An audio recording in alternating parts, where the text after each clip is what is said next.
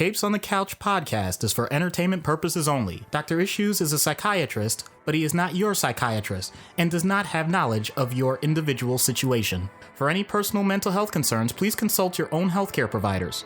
For medical emergencies, please call 911 or the designated number in your area immediately. Remember that you are not alone and help is out there.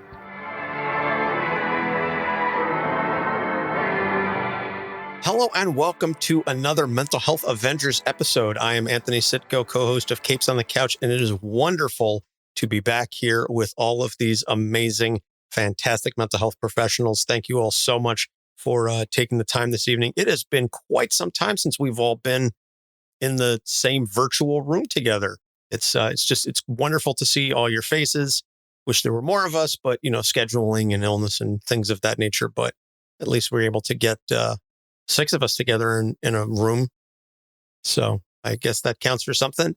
I'm joined first off by my co-host, Doc Issues from Capes on the Couch.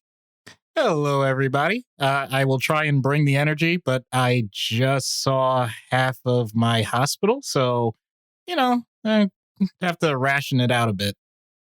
That's fair. You are a very, very busy man, and we do appreciate, you being able to at least spend this time with us. Then we've got our resident Canadian, Dr. Goku from Guardians MH. Doc, wonderful as always to chat with you. Oh, thanks for having me again. It's been a very long time since we've kind of joined up for one of these. We've tried to schedule one for the past, year and a half? Yeah, I think we've tried in earnest, at least for the past couple of months, that I was reaching out, and it was, we had the idea for a while. We've had the topic for a while, but in terms of actually getting everybody on the same schedule, it's been a challenge. I mean, if we just gesture broadly, that should about cover the explanation for that. Yeah, exactly. That's just gestures at world. This is fine. Everything's on fire. It's fine. And we are joined by the trio from Chicago, the folks from Popcorn Psychology. Thank you all for taking the time to be with us here this evening. Thank you, guys. It's Brittany, Hannah. Mm-hmm. Hi, I'm Brittany. You can distinguish Hannah and our voices apart. I'm Hannah. And I'm Ben from Popcorn Psychology. Glad to be here. Glad to be back with you all. It's definitely an important part of the mission of all of our shows to be joining up and helping spread this message to, defeat all the stigma and let's get mental health out there in the world. So we're happy to be here with you guys all doing the same thing as us.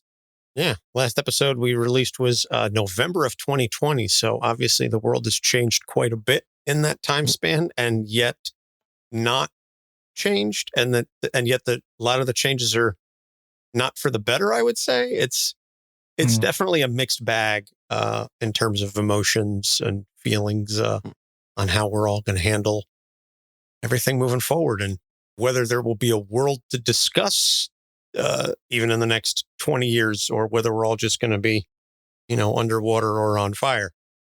Yeah, it's rough. So my current bet is that we become like Sarah Connor from Terminator 2 out on the playground. That's my current bet. Oh, Jesus. That's a lovely That's visual. not gruesome at all. Oh, man. Yeah. We want to just go right for the jugular right off the bat. Yeah. Just bony fingers on a chain link fence. Just Wow. The shockwave. Yep. That's it's quite a visual. Probably Powerful one of the last film. good films James Cameron made. Oh. So we're not talking You don't about like Avatar the 2 now? Papyrus one?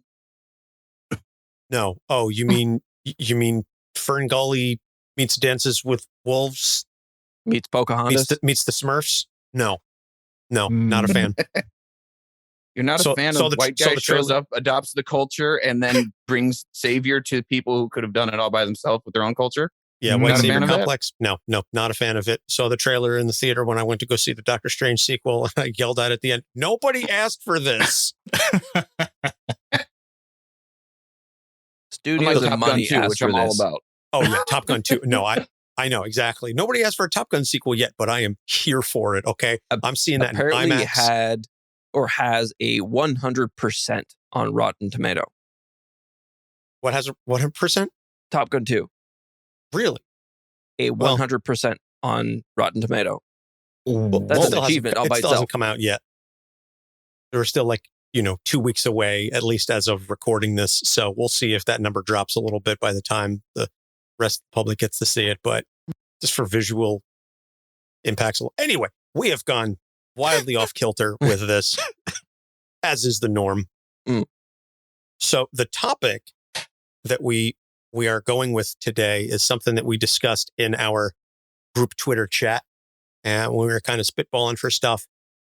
And don't remember exactly who it was that originally suggested it, but we kind of quickly coalesced around the idea of talking about a lot of the claims made by quote unquote mental health professionals or mental health influencers about the variety of neurodivergent topics that are, prevalent on social media, and claims by these people to sort of speak on behalf of certain communities or present their experience as comprehensive or, representative of those communities, and the real danger that can arise from non-professionals or vulnerable people taking that advice to heart, whether it's videos on TikTok or comments on Instagram or things of that nature,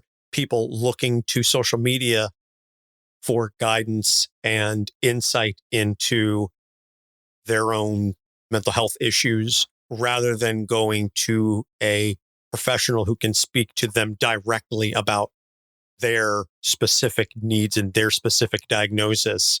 So we kind of coalesced around the idea of Dr. Google or Dr. TikTok, I suppose. That seems to be a big source of a lot of this information/misinformation trends and things of that nature. We're going to kind of open this up a little bit because this is obviously a topic in which I'm sure each and every single one of you have had direct experience, as all of you are obviously the mental health professionals. So I'm going to let you all sort of run the discussion for a little bit, and then I will tell you from my perspective as the non-professional here who has a diagnosis, but also does see a lot of that information on social media, how I feel about some of the stuff that, I see. So I guess the first thing is, the first topic is danger of following these mental health influencers or mental health advocates. I guess maybe we should draw a distinction between mental professionals with the social media presence versus these quote unquote advocates. So I'll just kind of throw this open if anybody wants to jump on this, if any of you have any thoughts. First off, like anything, if you are wanting to take someone's advice, like if you're watching someone on social media or anywhere and you are being influenced by what they're saying, like just make sure everybody out there, this little tidbit is just go to their name, figure out what their name is, and if there are letters next to their name. And when you see those letters, Google those letters and see if those letters are an actual like licensure or if they are like something you can get on an online certificate course or, letters that actually don't exist in the professional landscape. And so I think like number one, I think that would be my first piece of advice to throw out there in terms of distinguishing professionals from just people who have personal experience or personal interest in psychology or therapy, or people who have gone to therapy, and just being mindful of that part of it first and foremost. Right. Always considering the perspective of the speaker and the way they're presenting the information. If someone is presenting their own experience as their own experience, that is one thing.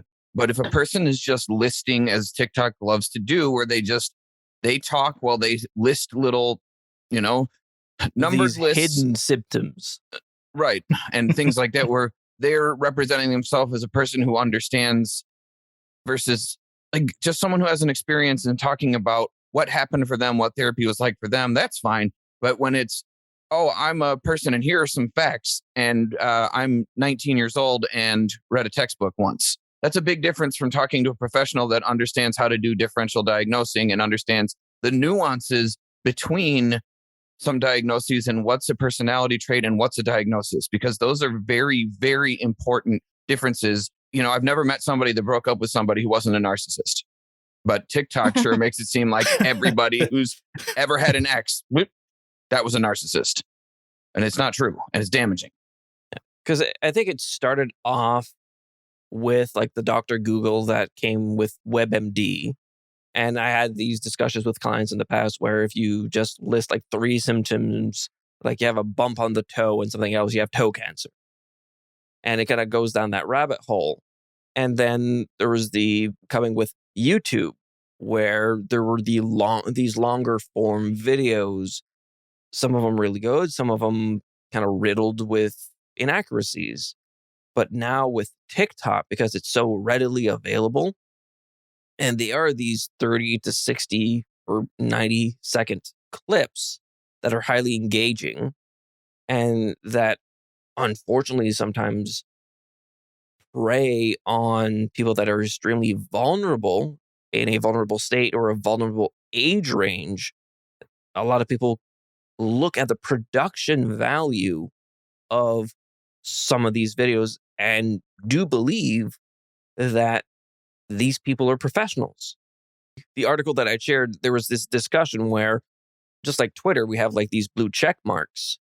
There might want to be something with TikTok of someone applying for like a blue check mark or something to show that they are credentialed. Yeah, I mean, I think this goes back to any form of media that allows for really wide adoption by people to produce content and not just consume it, although consuming it, of course, is its own concern. But if you go back to when the internet was developed and people had websites, you didn't just put things up willy-nilly, because it took a lot of effort just to get those single blue links that would turn purple when you clicked on them with no other bells and whistles to go along with it. And so people kind of said like, oh, if they took the time to do this, then clearly there's got to be some sort of credentialing behind it or something that I can research later, because all the information wasn't there. It wasn't even considered to be comprehensive. Now, this is really scary. The production values of what we're doing right now, just talking to each other, is better than anything that was ever done 20 years ago. And all it took, at least for me, was to come home from work and turn on my computer and set things up, in a matter of minutes.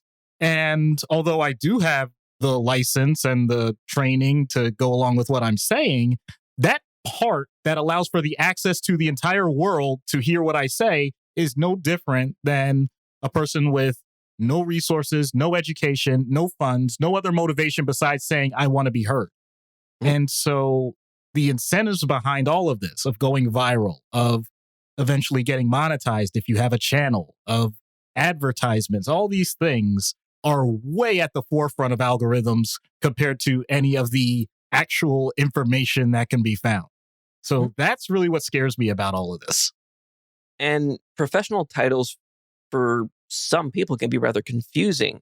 So I had a moment, I think it was yesterday, I was researching something and found a video on YouTube, and the person kind of looked at the person, didn't know who they were, looked at their about page and saying, oh, they're a psychologist. So me being a psychologist, oh, that means a lot. So I have no idea who they are. So I researched who they are.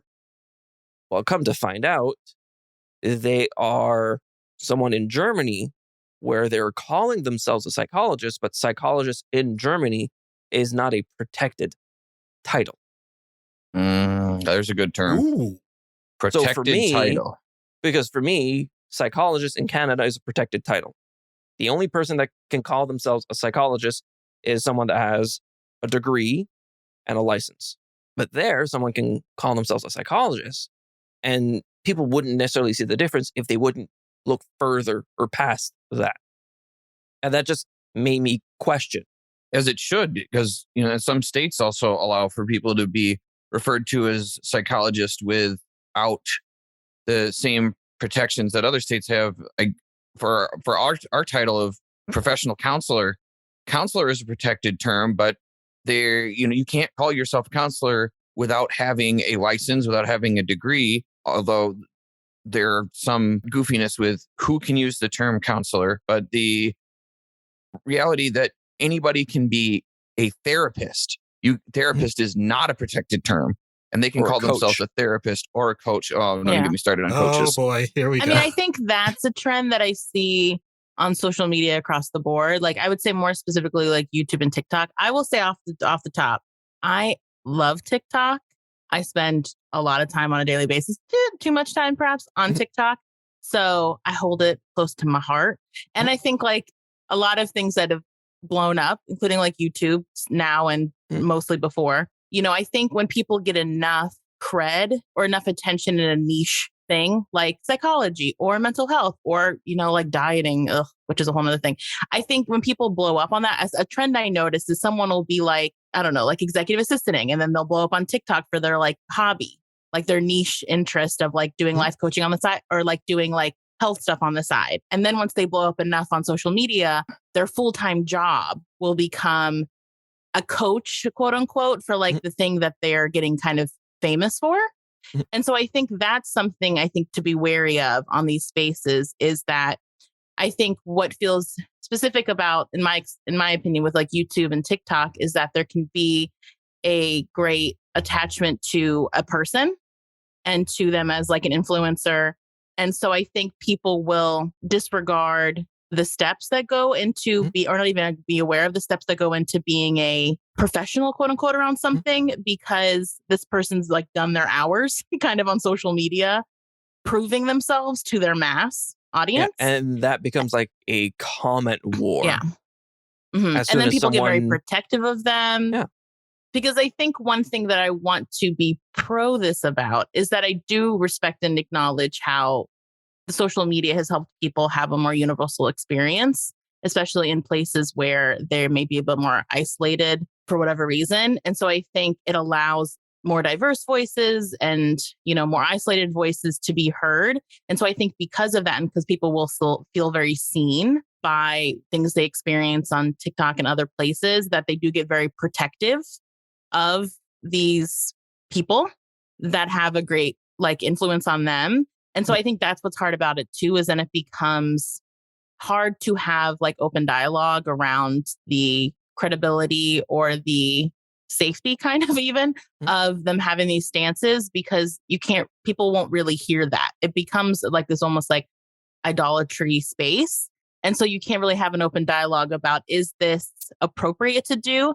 And I think something I'm now starting to notice, because I'm fully on therapy TikTok in both directions, is that I have now seen like true therapists, like protected status people stitching these videos you guys are already like alluding to, which is like, if you like put a finger down, like ADHD edition, or if you display these certain traits while dating, you probably have an avoidant attachment style. Attachment styles are just going gangbusters on TikTok. And so I think we've kind of pendulum has shifted from this is great because people are getting seen. There's universality around this to now getting to this place where we're like over pathologizing, like, pretty like standard behaviors or just things that are like a product of situations happen to you. Like you mentioned, Ben, like a breakup.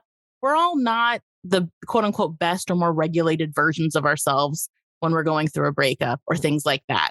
Or when we're dating even, because dating is hard.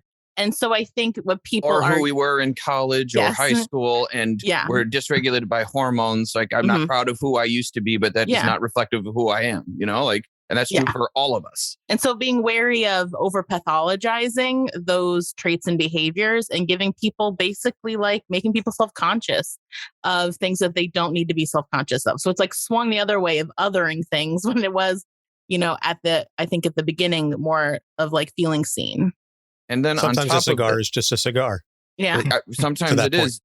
And then to like your point and, Dr. Goku's here is that once it becomes a comment war, the danger of that is because of the power of these algorithms is then it drives engagement and spreads it to other people's feeds, which lends legitimacy to it that might not be warranted just because it has production value and is getting attention, which we have seen with the mass media stupidity in the United States lately in particular. I'm sure it's other places, but I live here so I can speak to here, is that people are confusing high production value, strong opinions, well worded, well spoken as truth.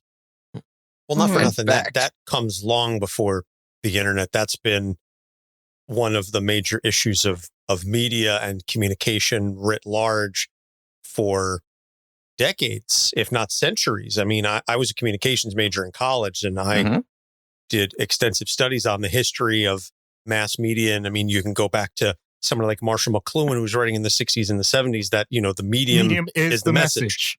Yeah. That the way it's written and the way it's presented is itself the message. And my one professor would always say the medium is the massage, in the sense that depending on what medium you use, you can tweak or shift the message itself. So thank you. Shout out to Dr. Pam.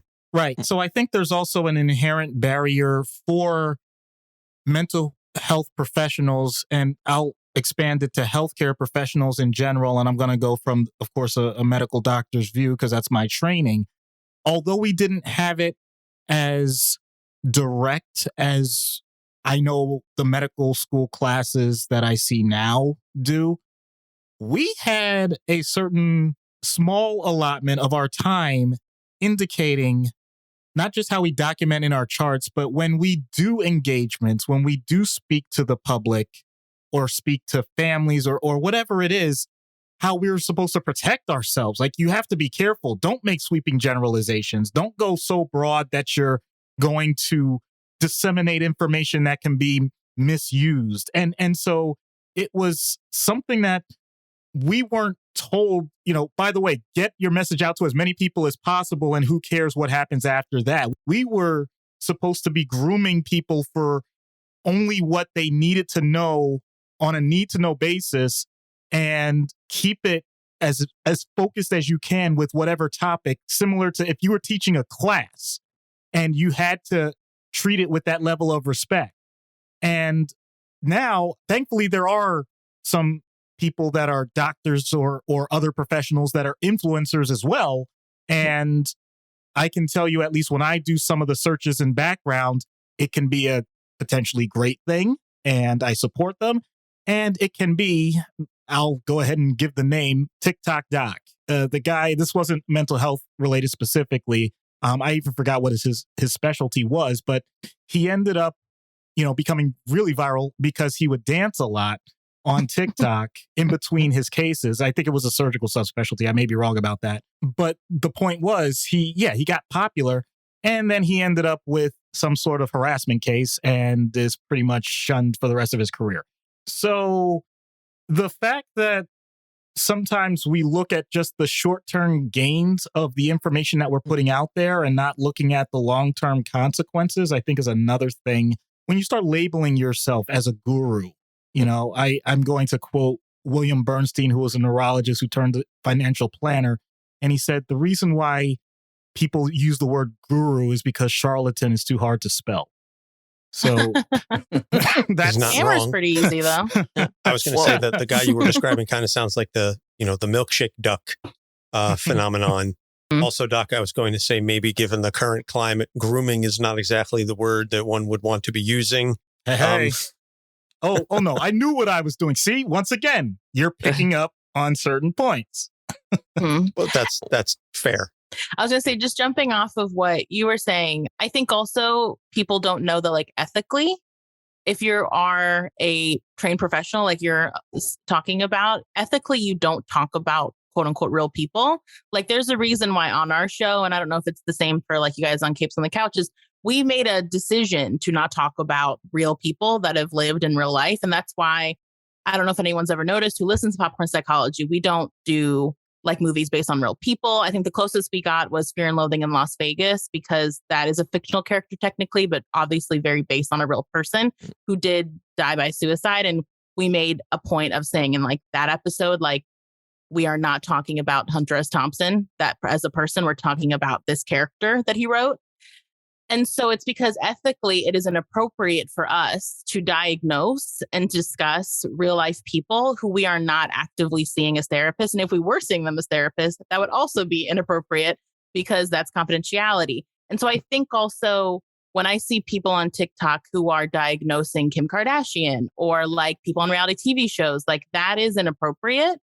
And that could get you into trouble ethically or just like not great for your reputation. Like I don't know how I got on this quote, like onto this chain, but like I watched this quote unquote therapist. I don't know her credentials, so I can't speak to that, who was talking about how this other YouTuber is a sociopath. And I was like, this is wildly inappropriate. And you are, and I remember thinking when I watched this, wanting to scream at this girl, you are at risk. And this is a huge platform that she was guesting on. I was like, you are potentially ruining your reputation right now for what, a bunch of clicks and the respect of Shane Dawson. Like, it's like that part of it is, it's like you were talking about the fame and the seduction of that gets in the way of ethics. And I would even talk about that Dr. Oz. Like that's more of the medical base, but he has had to sit in front of Congress and back up like these claims he makes on his shows about miracle cures and shit like that as a medical doctor. And so it is like that. Now he wants to be a senator. I know. Clout rules everything around me. And he's endorsed by Trump. And it's just like, and I don't think that's follow me, y'all.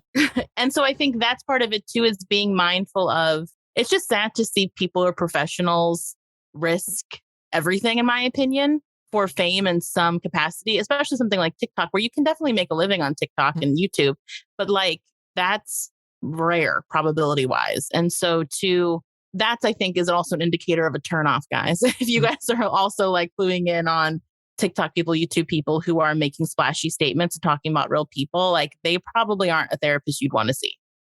Well, what's going on as well is to be licensed means that a regulatory body has issued you a license, meaning you need to abide by that code of conduct and the code of ethics.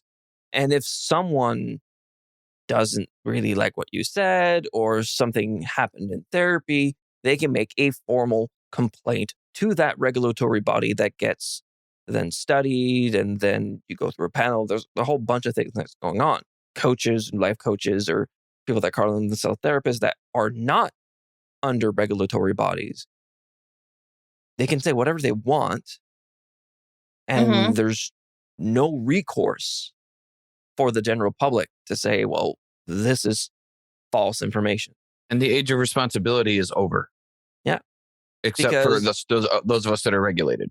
Yep. Because mental health professionals, we have been kind of hammered into our minds that everything that you can say can then can be used against you in some way. So we've been overly cautious in presenting information to the public because of the regulatory body, where it's kind of given place for these advocates and influencers. Some of them are really good, but some of them have very nefarious intents. It's kind of created this culture war between these advocates versus the professionals, whereas a lot of people say, well, the professionals are kind of keeping things at arm's length from the people that are keeping it locked behind a paywall or something. The things that psychiatrists don't want you to know. Where people say, oh, mental health is health. It should be freely available. Therapy should be free.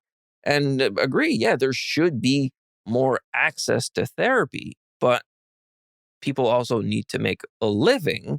And I know for a lot of us, we try to provide as much free information as we can to people, but that's not a substitute for actual therapy. No, I mean, like, it's so important to understand that we as professionals are ethically bound to not provide a diagnosis to someone we have not personally assessed.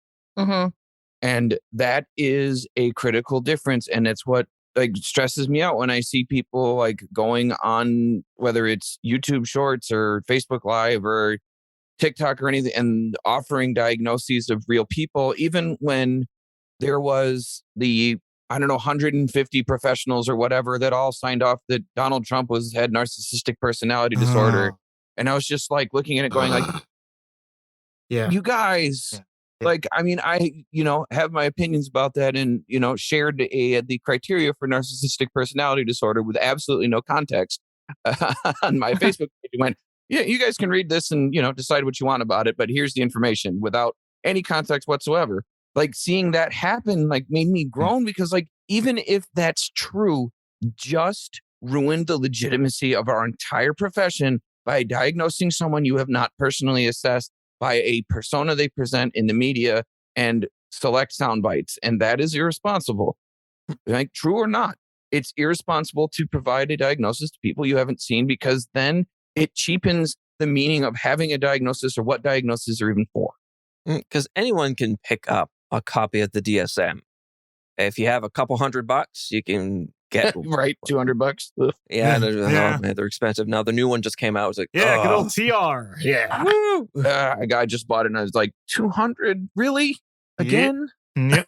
Yeah, but anyone can buy a copy of it, and read through the diagnostic criteria, but they don't necessarily have the nuance of it because you can see the same diagnostic criteria between multiple diagnostics. Yep. But then which one do you attribute it to and how severe is it? Because one of the big things is, does it create like a significant impairment in the person's life?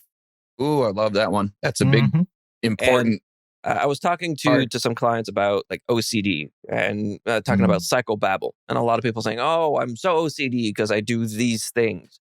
Doesn't necessarily mean that it's OCD. It means you have a behavior. I was talking on one of their podcasts the other night where I have this little quirk where if you have like two light switches that kind of control lights on like two separate floors, I hate having the light off and them being like lopsided. I'll go up the stairs, turn one down and go back down. And then it makes me feel good.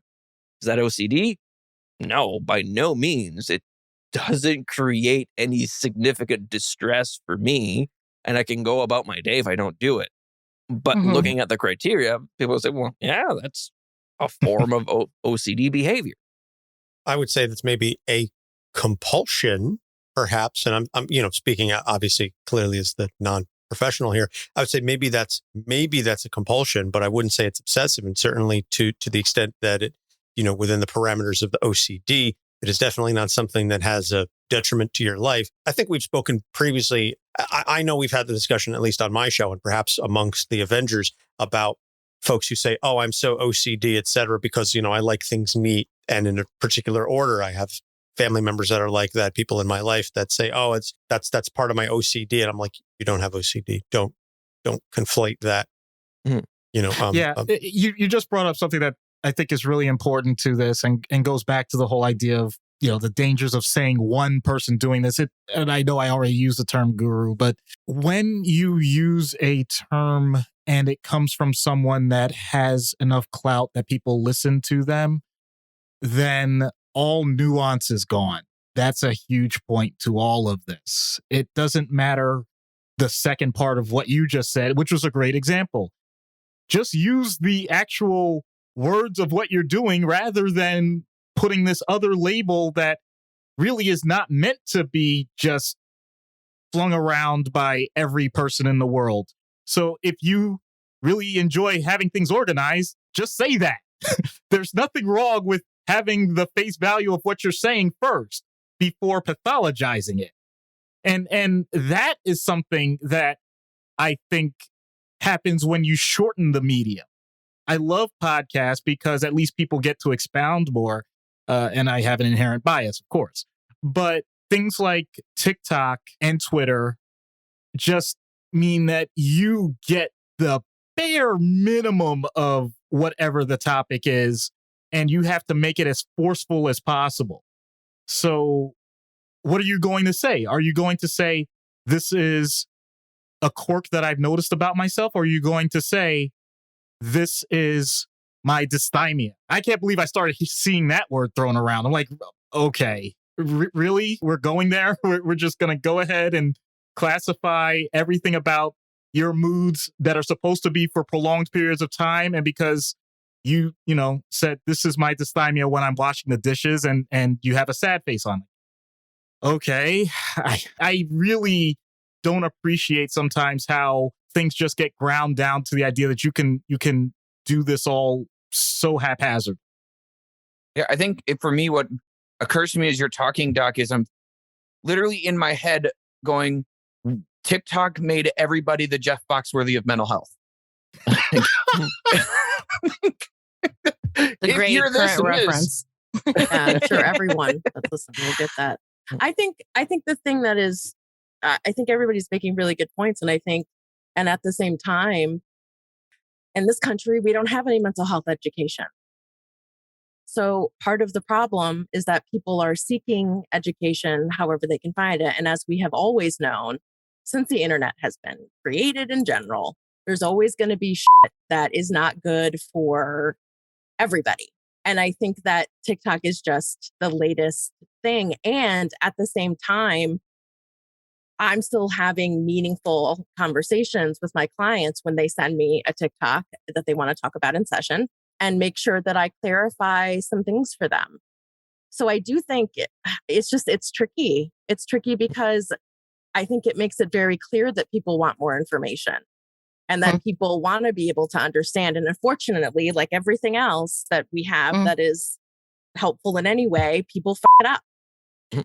Well, I think you make a great point, Hannah, which is that these tidbits of information should be treated like tidbits, and they should lead to a bigger conversation, either with their therapist or doing research and like maybe talking to their doctor, that kind of thing. Like it should be a starting off point for something or supplemental to something more meaningful, or with a professional who can clarify these things. Because like I've even gotten, like I recently learned about ARFID through TikTok, avoidant restrictive food intake disorder. And it ended up coming up in a session I had. And to be quite honest, I will out myself on this. If I hadn't seen that TikTok about ARFID like a month before, I wouldn't have thought to bring this up with my client. I wouldn't have even been aware of it. And I think I have the ability to filter that information through my trained brain. And so you're right, Hannah, in that I think I've seen certain TikToks make me more introspective about my mental health, but I take that into context and I do more with that information than just take it at face value.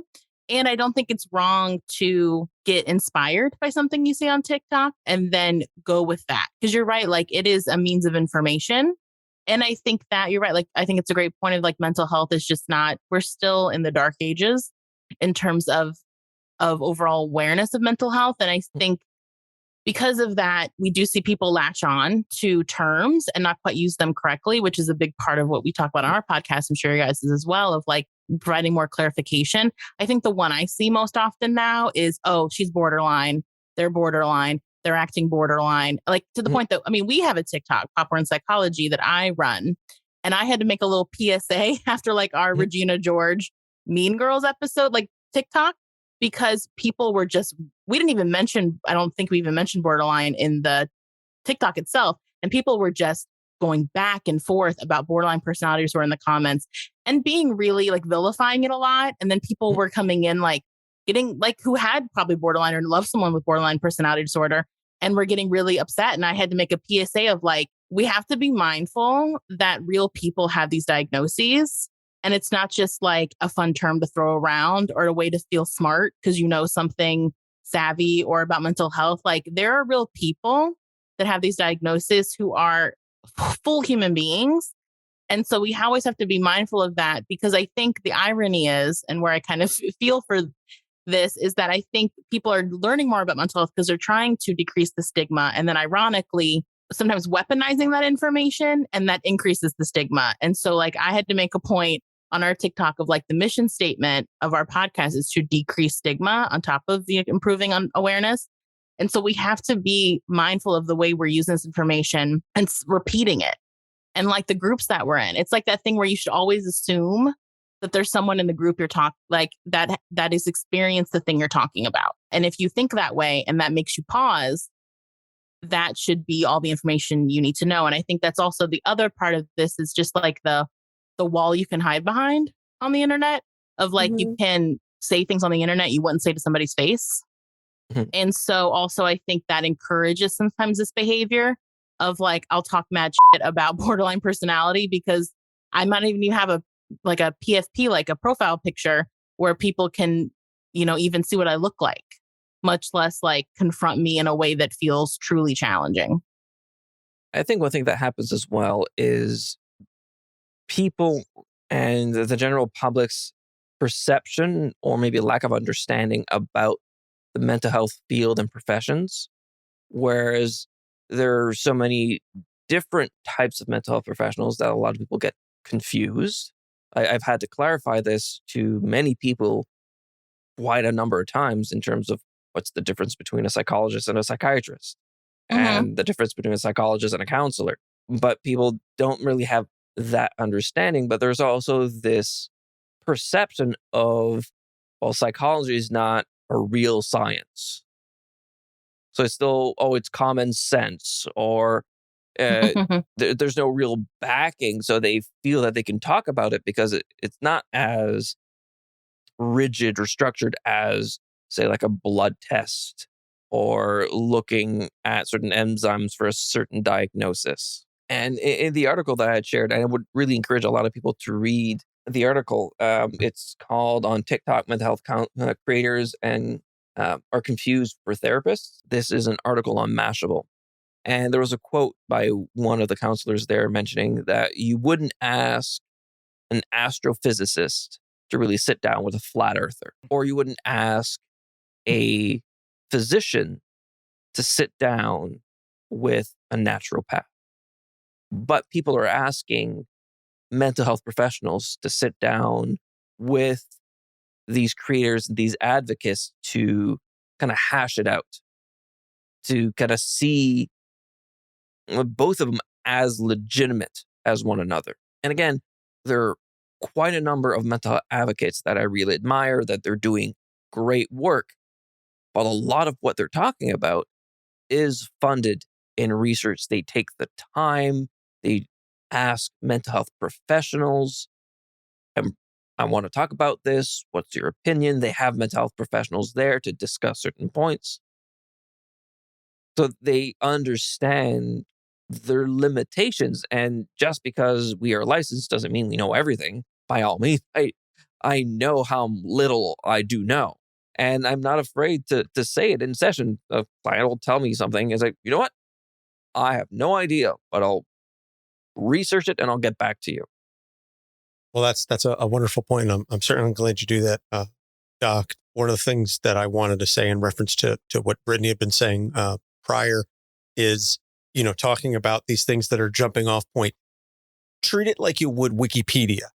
Wikipedia is and should be the entry point to look further into those firsthand sources that you look to. Okay, I'm looking to read Wikipedia to get an overall sense. And then if I want to know more, I'm going to look at the things that are hopefully cited in Wikipedia and do that research further. I'm not going to read a Wikipedia article and all of a sudden call myself an expert on quantum computing. It's, this is something that interests me.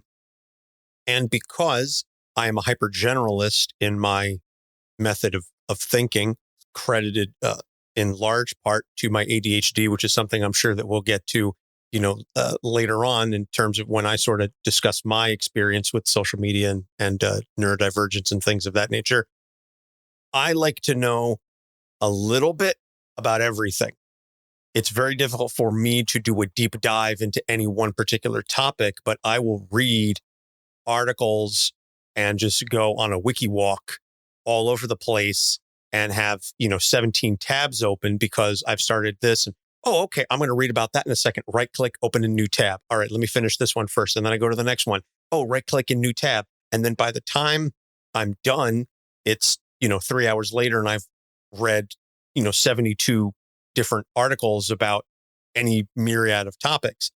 But it should be noted that, again, I would not consider myself an expert or able to talk at length about any of the things that I just read because it's a cursory view. I am not a professional. I'm certainly not going, as I said, call myself an expert or qualified to give a TED talk on any of the stuff that I just read. All I can talk about is what I've learned and personally studied. And At this point, I wouldn't even feel qualified to give a TED talk on legal matters, but that's a story for another time. So to your point, Brittany, I think that's what a lot of folks are doing is, unfortunately, it's human nature. We want the path of least resistance. A lot of folks will read the Wikipedia article and say, yeah, okay, I know all about that, because they read the Wikipedia article. They didn't read any of the first party citations. They didn't read anything else on that. They just read the cliff notes in essence and go, yeah, okay, I got it. And then turn around and speak about it. And because of the anonymity on the internet and, what Penny Arcade likes to refer to as, pardon my language, the greater internet f***wad theory, that normal person plus internet plus anonymity equals f***wad, that you get folks that are able to, or that think that they can speak without recourse or any sort of repercussions, because why not? What's the worst that's going to happen? You're going to get mad at me? Okay. Everybody, this is a bold statement, but every single one of us has a little bit of a troll inside us that sometimes just wants to poke the bear just to see what happens. That's just human nature. I think it goes for any and all of us, that sometimes you just want to just throw the bomb and run away. And so that the internet gives us all that release and that catharsis with no repercussions. You wouldn't say, you wouldn't say 90% of the shit you say online to someone to their face, but yet we feel, because we're sitting behind a keyboard, oh yeah, sure, I just called this person X, Y, and Z name, and there's nothing to it. So to that point, I think that's also a large part of it, is because we get in these discussions, and because people feel so personally connected to these issues that their diagnosis becomes their identity, or they latch onto this, that, oh, I have this, or I've self-diagnosed, or whatever the case may be, that it is a part of who I am, that therefore I must defend and speak on behalf of all of those similarly situated with fervor and passion. And I'm not going to tell anybody not to care about things, or not to take comments about something that you care about without thought or without response, but be mindful of that statement that you're making. Be mindful of what it is that you're talking about, and what are you hoping to accomplish? Are you talking just to hear yourself speak, or are you talking because you're trying to engage in a legitimate conversation? I think that's something that is frankly ignored a lot in modern discourse. But what you're mentioning there is, when someone either gets really diagnosed or officially diagnosed, or kind of have self-diagnosed themselves, they can kind of take it upon themselves to have that identity, but also it makes them an expert on their pathology, not everyone else with that pathology. And I think that's the nuance that a lot of people may miss. Someone's ADHD may not be everyone else's ADHD. Yeah, I mean, I think I feel like I'm playing devil's advocate, but where I always like to put a grain of salt with that is, when I experience as a clinician, is that sometimes people find so much relief from getting a diagnosis and things making sense and finding something that feels like the answer, that they can't help but like spread that around, or try to give that feeling to other people. And so I think that's also part of it too, is I think sometimes by the time people get to therapy or figure out what might be going on with them, they feel so, I mean, it's like when people find religion sometimes and they're like, this made me feel so good. Like I want to throw it in everybody's face. And so I think that can be part of it. And what you're talking about as well is that there is a lot of nuance. And I think that's what gets missed too. Like when people, because I think in America, which is all I can speak to, we see a lot of things still through the medical model of like, these symptoms A equals this diagnosis B, which equals this treatment C, which equals this prognosis B for 6 to 8 weeks, and then you'll be healed or good or whatever. And so I think we still apply that a lot to mental health. And I have to explain that a lot in sessions I have with clients. And so I think also, because we think through the medical model, there can be a lot of what you're talking about, which is like one size fits all of, so this is what I did and this worked for me. And so this must work for everybody who has ADHD or everybody who has like severe dysregulation, and not really understanding that there's so much nuance in psychology. And there's so much like, I always make the joke with my clients that I teach you a bunch of stuff because it's like throwing everything at the wall and seeing what sticks. I'll teach you a dozen coping skills and you'll like 3. And those will be the 3 that you use over and over and over again. And so it's just not applying a more holistic mindset or a more like mental health mindset to mental health issues and diagnoses.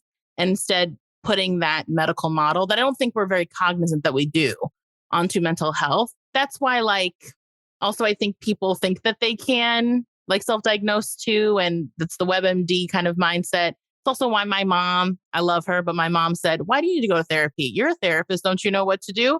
And I'm like, it's not like I'm a doctor and I can like know what's going on and give myself an antibiotic. Like there's much more nuance to that. But I think that does get missed. Yeah, but okay, I'll jump in on that. I mean, physician heal thyself. Doctors really shouldn't be treating themselves in any capacity. Yeah. I've stood by that for the longest time professionally, and the colleagues that I respect agree with that. With regards to the medical model, I totally understand that point, and it's true because, well, that's exactly how I was trained. But even now, I definitely respect that there is no way that I'm going to be able to fit all of these various shaped pegs into this one square hole or whatever. I get it. And I don't even try. The thing that I think is happening, though, when someone, I'm talking about self-diagnose, when someone self-diagnoses, often it seems to put off the work. In other words, the person has come to me saying, I have an answer and I'm just looking for you as the conduit to just follow through with what I've already done. And unfortunately, I can't take that shortcut. I still have to get to know you. I still need to know everything about your situation that's pertinent to your circumstance. I still need to know what the social factors are. I want to know what the biological factors are. I want to know the family dynamics. I want to know all of that stuff before I just go ahead and rubber stamp what it is that you're telling me. And also, heaven forbid, I may not agree with the conclusion that you've come to because I have a different perspective based on seeing many different people with many different presentations. And so I can apply that in a much broader range than that one person has applied to themselves. And sometimes that creates a barrier that I have difficulty breaking through because either this person is viewing me as someone that is antagonizing them, which clearly is never my goal, or someone that is actively sabotaging them because they are saying, I already did this. Why are you trying to undo what I've done? And that circumstance when it comes up, especially heaven forbid, I actually talk about medication with the person about something that I think is very relevant to what they're saying or the severity of what they're saying, then it creates a dynamic where I can't establish rapport at all. And so I love when people are motivated to find out more about themselves. That is amazing. That is wonderful. I love the opportunities that social media can present in terms of, being exposed to different ideas that they may not have thought of ahead of meeting someone like me. That is absolutely fantastic. I have X diagnosis. Do something about it. That's the step that's a little too far for me. Since I'm a trauma specialist now and have worked really hard to be that. And when I see sometimes like the power in people telling their trauma stories through TikTok and the therapies that they have found. There is one somebody sent me on EMDR where a guy, he breaks it down in 30 seconds talking about like the power of having this shameful memory of being picked on as a kid at a talent show and giving the middle finger to the crowd. And that was a moment that he beat himself up over because he got shamed by his parents and then shamed by the school and carried that as I am shameful for years until EMDR helped him unlock that. And he said, I look at that kid now and I'm proud of that kid for standing up in front of that crowd and sticking that middle finger up and taking that shot and saying, fuck you, don't pick on me. And that changed my perspective on life, and having people find that and understand, wow, there's something that can make me feel like that is awesome. But when people say, I kind of like even though my lovely hosts want to shame me for being an old man and talking about Jeff Foxworthy, that's okay. I love you both anyway. But like basically people going, if you're sad and have a hard time sometimes, you might have dysthymic disorder. Like that's not a thing.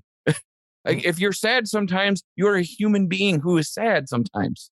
It doesn't mean you have a diagnosis. You might, but bringing that into a meeting with a professional, the preconceived notion, unwilling to listen to anything a professional who can understand the nuance of the diagnosis process and help you understand, no, it's not actually that. It might be X, Y, or Z other things, but let's work on that. And rejecting that professional help and training just because you came into the preconceived notion based on a video you saw for 50 seconds that explained your whole life. That's like, I think where I also have a problem, Doc, is like the same. Like, yeah, you were saying it's kind of the difference between feeling depressed and suffering from depression. right. And one thing I work a lot with clients and that I kind of often mention is the iceberg example. Most clients that will come into my office will come in with that tip of the iceberg, that explosion or event of this is what's going on. Yeah, we'll deal with that. But oftentimes the core of the issues are not the tip of the iceberg. It's everything that's underneath. And I think that is one thing that TikTok might be lacking, is that critical insight that you can only really gain within therapy of the entirety of the iceberg, not just what is above the water. Very well said. Very well said. So I'm going to jump in here a little bit and talk about, as I said, from my perspective and some of the things that I've noticed, as the non-professional and as someone who has commented on and not necessarily sought out, but definitely identified with some things. And I've spoken about this on our show as well. I was in therapy for several months, and I had a good therapist. I won't go quite so far as to say a great therapist, because there was still just some barrier. It was good, and I definitely needed it, but I felt like there was something missing.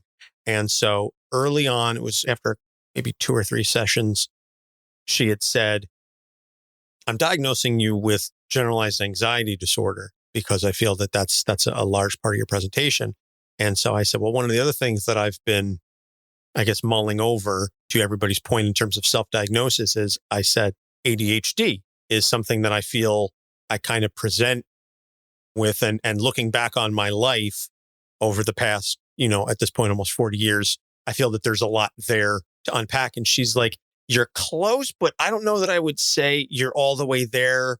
And I don't recall the reasons, but I think from my perspective, one of the reasons why we didn't get into the ADHD as much is because when I went to her, the primary thing that I was dealing with was anxiety. And so the presentation that I was giving to her was, I've got all this stuff going on that's weighing on me. This is kind of what I need to address. And I think it was Doc, one of the shows a couple episodes ago, we were saying that, you only get a handful of sessions because of the current insurance system and everything in America. So you have to ration out, what do I present to my therapist as the foremost thing that I want to address? And so at that time, I was presenting largely a lot of the stuff. The crux of my conversation with her was about the anxiety that I was undergoing. But she's like, you're close with the ADHD, but she goes, I don't know that I would necessarily give you the full blown diagnosis. She goes, although I certainly understand where you could see that. But the more I talked about it with other people, and yes, in speaking with Doc and in speaking with, other professionals, and then going to an actual medical doctor and explaining the situations and stuff, I was like, I believe that I do present ADHD because of the way in which my brain works on a consistent basis. And so I've been on Adderall now for a couple of months, and I have found it has been wondrous. And again, I'm going to put this out there as not that it necessarily needs to be stated, but this is my personal stuff. I'm not speaking for anybody else. I just want to make that perfectly clear. I've been on Adderall, and it has done wonders. I was on the XR, but it was messing up my sleep a little too much. So I switched over to non-extended release, but it has done wonders for my life. And it's a situation where, frankly, I think this show, doing Capes on the Couch has opened up my mind and exposed me to a lot of conversations that I wouldn't have otherwise normally had. And then I don't specifically seek out these things online, but I see a lot of comments on Instagram. Again, I'm not on TikTok, so it's mostly, and I'm not on Facebook, so it's primarily Instagram and a little bit of Twitter for me about ADHD. But when I read it, what I take away from it is not, oh, this means I have ADHD or this is so me. It's okay. These things are how this person presents with ADHD, and therefore I can identify with it. Or if they're saying this is ADHD and this is their presentation of it, I go, okay, thinking out loud. Like, I wonder if this person, what else are they experiencing that has led them to think this, or so on. So I try and, I guess, intellectualize it to a certain extent. But again, the prevalence of these memes, so to speak, and these mimetic posts should not be taken as a self-diagnosis or a shortcut for diagnosis. At least for me, when I share these things or when I see these things, it's not I'm speaking on behalf of everybody with ADHD. It's this very specific thing, this one particular comment that this person shares is something that I can personally identify with, and it helps me feel not alone. I feel like there was finally, I don't want to say this label, but just this understanding and this appreciation for it. And I think from the perspective of the people that are sharing these things, that's what we want. We're looking for a place to belong. We're looking for an understanding, whether that comes through the formal diagnosis or whether that comes through something, perhaps just you're having discussions with other people. It's this notion that what I'm undergoing is not solely my situation, that there are others out there with that.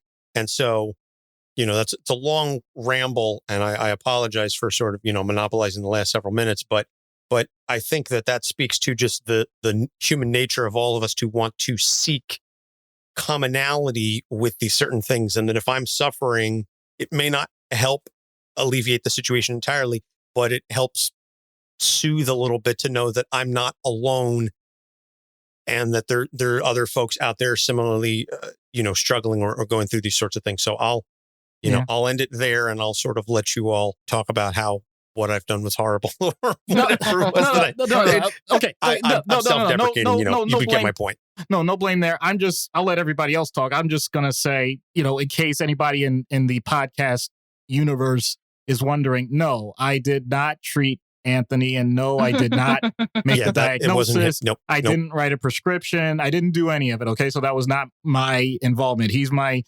brother. He's my best friend. And once again, ethical boundaries. I didn't do anything with that. But I love the fact that you did mention, because I know sometimes I sound so cynical about everything, and I'll repeat myself again, scratch a cynic and you'll realize they're just a wounded idealist. I love the sense of community that can be found via social media based on common themes. I think it can be a very uplifting point, especially when it comes to mental health. I mean, having said that, that's been existing outside of social media as well. I mean, in the US, I'm just thinking of NAMI as a great example of, people that have been advocating for those with mental health concerns at large for decades. So, I'm grateful that it exists, and I'm grateful that reach is just going to get stronger and stronger. I consider that to be a magnificent opportunity for people to embrace things that, are not ideal, and creating the niches of the ability to talk about topics that maybe they wouldn't be able to talk about with other people, or giving the opportunity for people that never have been exposed to a topic to talk about it for the first time. Either way. So I think you made an excellent point with that. I will say that there is a semi-dangerous rabbit hole with that. And I will say this only because I may or may not have anonymously tried to seek these things out just for my own education, where, Anthony, you mentioned a medication. That's fine. I have nothing against the medication itself. I will say that going down some online rabbit holes where people say, oh, that worked for you, where can I get that?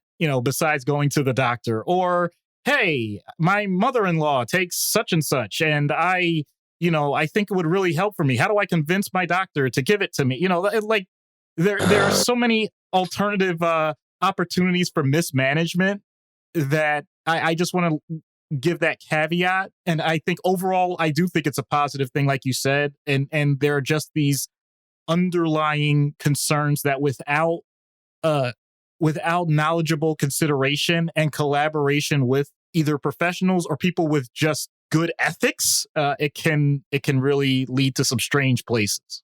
And it can lead to damaging places. And we don't have time for me to tell my whole story here, but speaking as a person that this has happened to before, the internet really became much of a thing, when it was disbarred, or not disbarred, that's the wrong word. Sorry, Anthony. It's whatever. Doc, you have to help me. I don't remember what the doctors who lose their medical license and then write books about.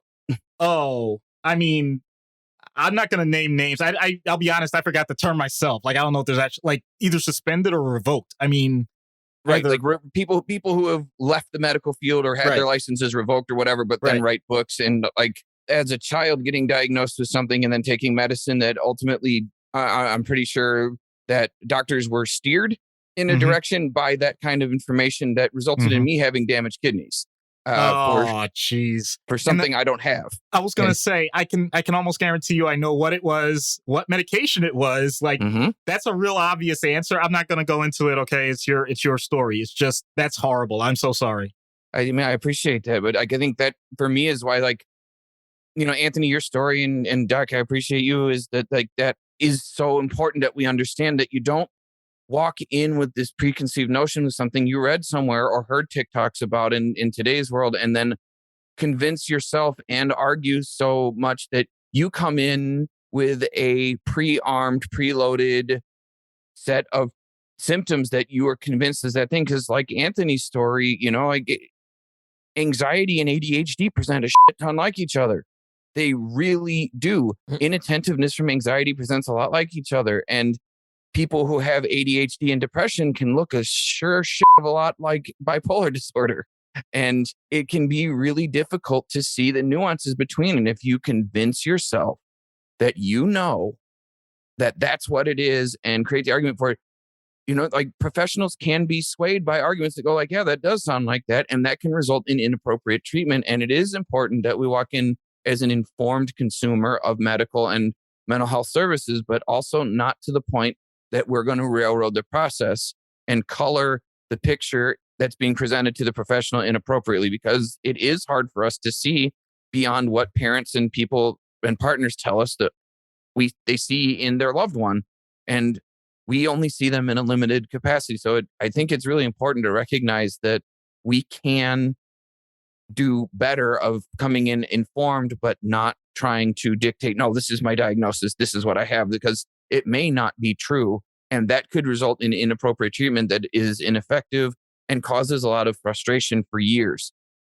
And I think Anthony, hearing your story and having one similar to it myself, but different, it resonates with that, and why I get so upset when I see people, like, I'm going to stick with my Jeff Foxworthy term here, but just like that, like, if you have this and this, then you're definitely a narcissistic personality person. Like, that's not true. At least not necessarily. With the article that I had shared with all of you, there was a separate one, because there was a client that I had earlier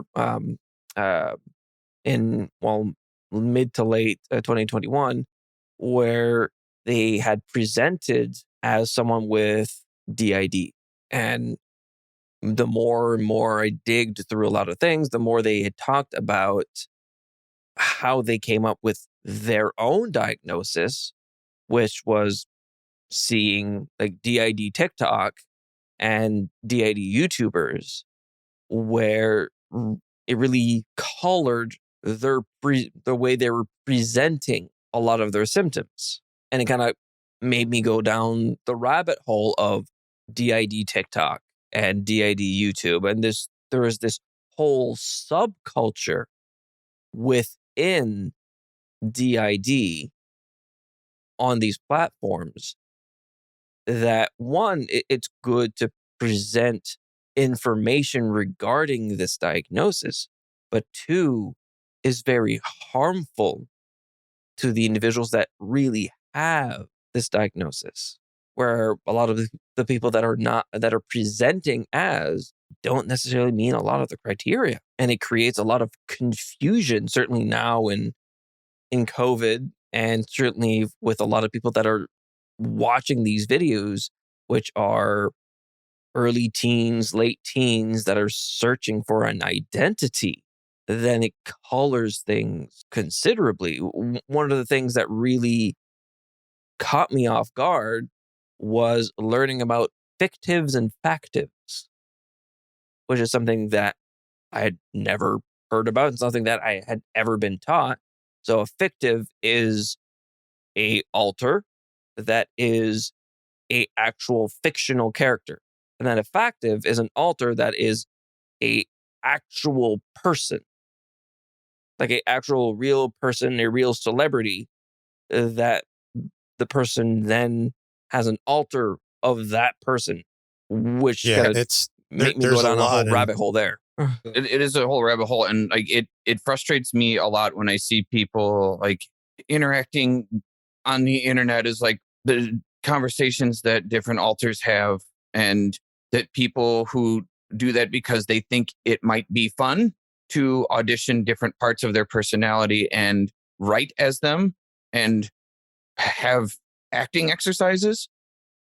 I think when I see things like that, it's challenging for the way it minimizes a very serious and very challenging diagnosis into something that this might be fun to try. Let's see what this part of me says. What's that? And it's really hard to see that with people and not immediately engage and start challenging it back and like going, okay, but do you really have DID or do you think this is a fun game? Well, I was just saying off topic, Hannah and I unfortunately have to depart because we have plans, but it was enjoyable during this conversation. One thing I want to say, this is off topic because I know we're going out, but my expertise is in child therapy. And I will say as we get older, there can be this delight sort of in hating on the newest form of social media or the newest thing kids are into.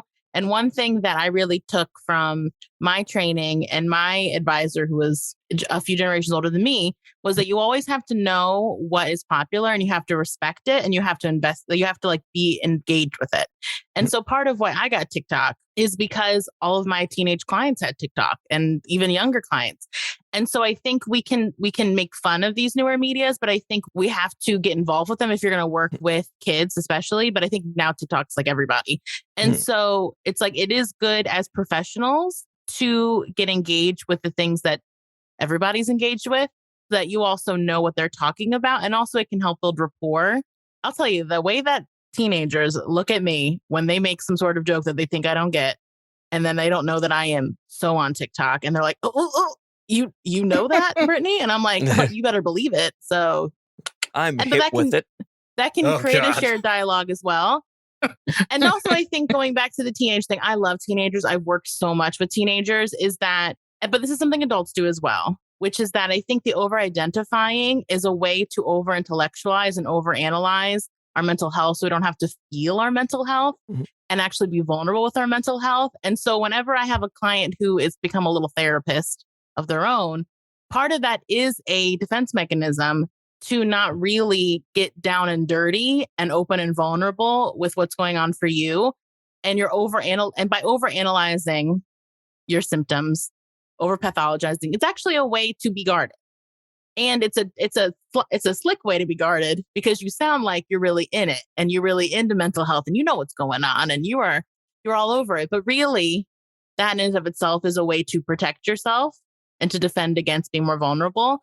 So something I'm coming across more with this more access to information is having to cut through that sometimes with clients of like, I get it. You know all the right terms, you know all the terminology, you got the facts and the figures, but are you actually like sitting in your sadness and just being there? Are you able to really like be introspective about your thoughts? Are you noticing them or are you naming them? And so I think that's also, but like I said, adults I work with who do that too. We love to be in our quote unquote logical, rational mind and vilify our emotional mind. And so I think this excess information does that as well. And also TikTok is just the newest version of this, Dr. Phil, Facebook. Like, I think this is just TikTok is the younger generation's version of Dr. Phil and Facebook and Marjorie down the street, who's like, you know what that is? I heard about that. It's like, Phil got the adjutant. You should get that checked. Da, da, da, da, da, da, da. And so I want us to be cautious about how much we vilify newer media because it's for young people. And that doesn't mean that there isn't worthwhileness or that we can't find the boomer version, which is when I go on Facebook and someone's trying to sell me essential oils to cure depression, like without seeing anybody else, like that in itself will cure depression. Or if you get like, buy my candles, like there's versions of this snake oil shit everywhere. And that's a little bit more nefarious because they're trying to actually get my dollar bills out of my hands. And TikTok is just trying to take up my time and my energy. Sometimes dollars as well, but mostly my time and my energy. And maybe my common sense sometimes. But, so anyway, thanks for having me. I got to bounce off. But it's been a pleasure talking to you all. Absolutely. Well, thank you, Brittany, and thank you, Hannah, as well. Lovely seeing you, ladies. I guess we don't really have too much more, I would think, to add. We've already been going on for, close to an hour and a half at this point. And now that it's a sausage fest, I don't really know what else, what else we could add. I'll just add, why Brittany gotta, put me on blast like that? Like, damn, I didn't realize I was that bad. Oh my God. Oh, am I projecting that? Oh, I'm sorry. Sorry. But what you were saying, it harkens to a point where we shouldn't vilify new media because there's always something that's going to be coming forward. And as mental health professionals, we kind of have to keep up with kind of these changes. But I think we also need to be on that forefront. And I think that's one thing that a lot of mental health professionals have a hard time with is being on that forefront because we're so used to being in the background. And we've all done that. We all did that with podcasts. Let's be honest. We all did exactly that thing. And like, I don't have problems with TikTok. And I think Brittany's point is important that we preach the same caution with that we preach with anything else. Just recognize that it's brain crack and that it is designed to hook you in and keep your attention and be just enough that it grabs you and sticks with you and then sends you onto something else that does the same thing over and over and over, which is psychologically addictive. And recognizing that preaching the same and with an algorithmic nature to it, that it goes, you watched that whole thing? Good. We'll show you more like that. You must have liked it. So it learns you and then it learns what you like. And that creates bias. And we need to be able to watch for that because doing research where I'm going to read this book and then I'm going to read this book and then I'm going to read this book or I'm going to read this journal that has countering opinions just listed in it is something that is missing from modern social media and modern rational thought. Is most people have not had to take a research methods class where you learn to look at who is saying it, who is saying against it, what methods did they use, what math are they using to prove it, how many subjects did they test this on? Yep. Right. What bias did they declare that they have? Who's paid for the study? Yep. All those kinds of things are things that do not happen with social media or news media or news entertainment, as the FCC has classified things, that people do not apply logic, and those things are not regulated by the same academic rigor that actual news or academic journals or things like that or professionals are regulated by, that you have to have facts to back up what you're saying.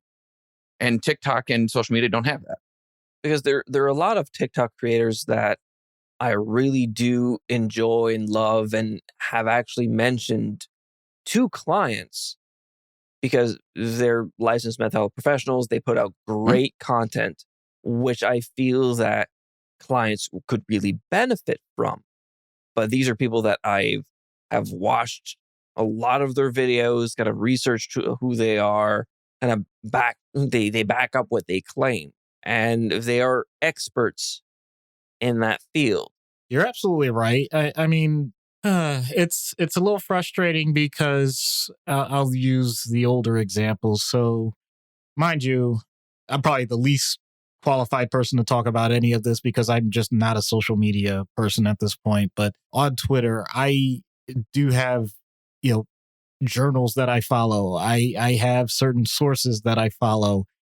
And yet when I look at their feeds, I'm like, oh, no wonder nobody looks at these. I don't expect them to be the bastions of entertainment, but even just the idea of engagement. What I think has happened from an academic rigor standpoint is that, to follow the stereotype, people are locked in the ivory tower. The idea that this information is not accessible and not pushed forward in a way that is going to allow for the rest of us who are willing to be a much better storefront for all of this, it does create a situation of the haves and have-nots. And when I say haves, I'm talking about the people that have the professionalism, have the knowledge, have the ability to cultivate the things that we see and do the proper due diligence and present it to people in a way that's going to be helpful.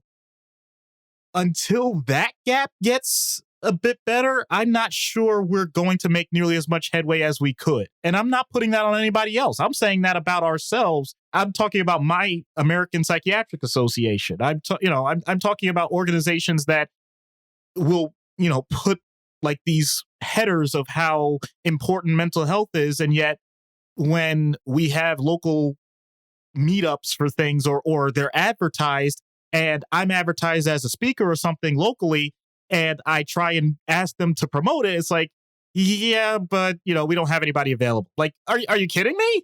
That's literally the example that we need for people to explain that we are just as viable as any of the people that are social media influencers, and we can do just as much good if we get the chance.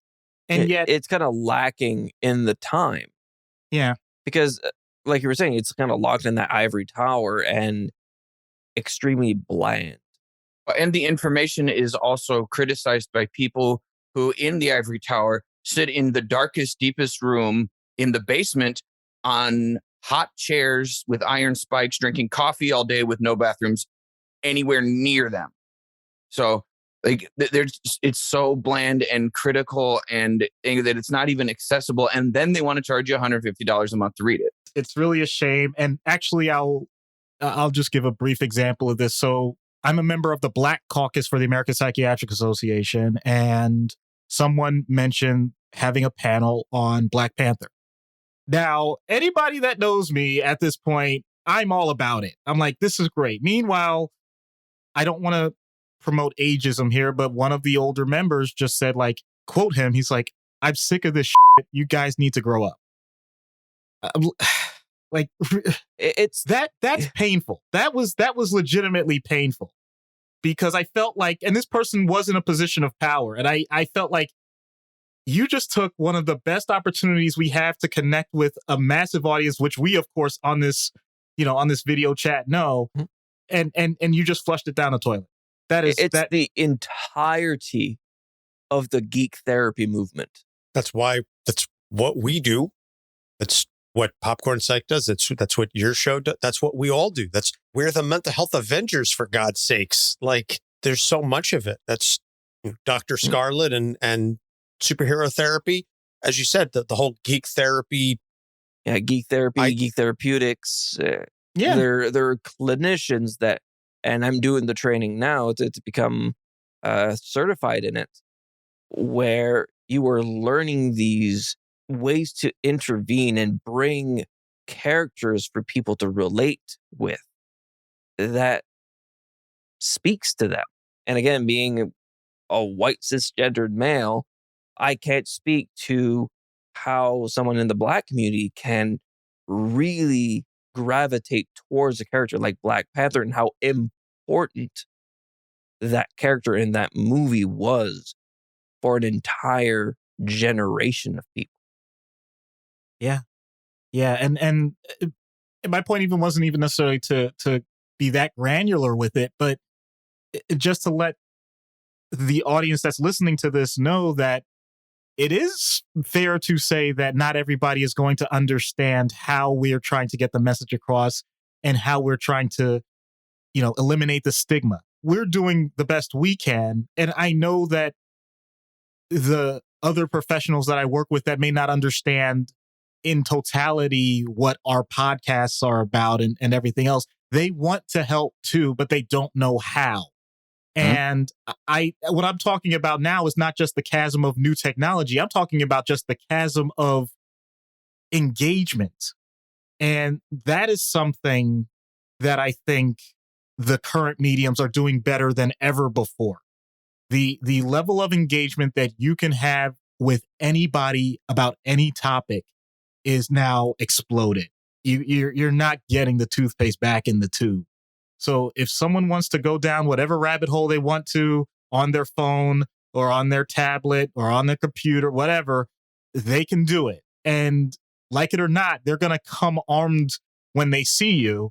And I love to have it as a cordial civil engagement back and forth, and having relational topics that are going to allow us to expand upon the things that are relevant to that person, rather than have what I think we need to guard against, the stuffy idea that the way that I was doing this is now the way it's going to continue to be for the rest of my career. That is the danger that I see as technology progresses, where each generation just gets so stuck in their ways that now we're going to have to ration out who sees who, because, the older docs aren't going to want to see the teenagers, not because they're not child or adolescent therapists, but because they simply can't understand the language anymore. That's the fear that I have with this. It's not whether or not it's going to do damage in the long run. It's here, whatever it is, whatever the effect is, it's going to be here. But I'm wondering if there is a way that we can make sure the zeitgeist always continues to update for the people that still want to put in the effort. I know that the people on this call, I know we're going to do that. That's how we are. I see that. I hear it. But I do worry for some of my colleagues that aren't quite there. I really wanted to put that out there because I wanted to know other people's thoughts about it. I think there's a Hebrew proverb that I've learned that I share with clients all the time. I am not Jewish, so learning Hebrew proverbs is not something I've had the opportunity to do often, except when I go into Wikipedia holes like Anthony. But the proverb that I saw that really resonated with me is, don't confine your children to your own learning. They are of a different time. And remembering that we as therapists are going to encounter clients of a different time. And we have to, like Brittany aptly said, we have to stay in touch with the ways that they are staying in touch and interacting with information in the world, and helping to provide guidance to it of going, here's how you suss out for yourself what is good information and what's bullshit. But recognize that, even with us, and why we each all have our own shows, and our shows have our different flavor, and our movements have slightly different flavor from each other. But why we bond together is because sometimes someone can hear the same message from 10 different voices, but the one they needed to hear it from was yours. And being okay with having clients teach you things. Yeah. Mm-hmm. Nobody knows it all. Nobody. And nobody can get through to everybody. And that's okay. And it's okay for clients to seek out information. It's just important that, as we all keep a mind on understanding that it is important to consider what source is speaking, and to take what they say with a grain of salt. That even people who aren't trained mental health professionals can provide valuable information on a mental health experience, but recognizing that it is one experience and not something that is representative is an important distinction. Absolutely. Absolutely. I think we could obviously go on and on about this for another hour and a half, but I think this is as good a place as any to wrap it up, especially since Brittany and Hannah left us 15, 20 minutes ago. We're still here. So I will just, I guess we'll start off with, first, thank you to everybody for joining us. Thank you to Hannah and Brittany. They had to duck out, but thank you. So Ben, as the sole representative left of the show, where can folks find you on the internets? So you can find us anywhere podcasts are listed at Popcorn Psychology. You can find us on Facebook at Popcorn Psychology, on TikTok at Popcorn Psychology, and you can also find us on Twitter at popcorn_psych. And then over to Doc, Guardians, etc. Go ahead and tell us where folks can find all of your stuff. So everyone can find us all at Guardians MH, so guardiansmh.org. We're at Guardians MH on Twitter, Facebook, and TikTok. We're starting to try to post a few more things there. Me personally, people can find me on Twitter at SSJ5Goku28. And we are Capes on the Couch. We are not on TikTok, although we're coming up on a hiatus since I'm going to be having a child very shortly. Not me, my wife, but we're going to be having a child very shortly. So we're going to take a short hiatus. And I'm debating whether or not in that interim to jump on TikTok. I think it's high time because that's where the kids are. That's where the ears and eyes are. And if we want to get out there and get our message out there and in front of many folks as possible, then by gum, that's where we need to be. But in any case, we are on Facebook, Instagram, and Twitter at Capes on the Couch. And our website is capesonthecouch.com. And you can find us on all major pod catchers except for Spotify. So this is going to do it for Mental Health Avengers number 4. Thank you very much. Also, go and follow and give it a follow and like to our fellow Mental Health Avengers who unfortunately couldn't make it here, Freudian Sips and Pop Psych 101. You can check them out as well. Hopefully we can get them on the next episode. But I think that's going to do it for us tonight. And hopefully it won't be another year and a half before we all get together and do this again. So again, thank you to Dr. Goku, Ben, Hannah, Brittany, and Doc Issues. I'm Anthony Sitko. Thanks for listening, and we will see you soon. Capes on the Couch podcast is for entertainment purposes only. Dr. Issues is a psychiatrist, but he is not your psychiatrist and does not have knowledge of your individual situation. For any personal mental health concerns, please consult your own healthcare providers. For medical emergencies, please call 911 or the designated number in your area immediately. Remember that you are not alone and help is out there.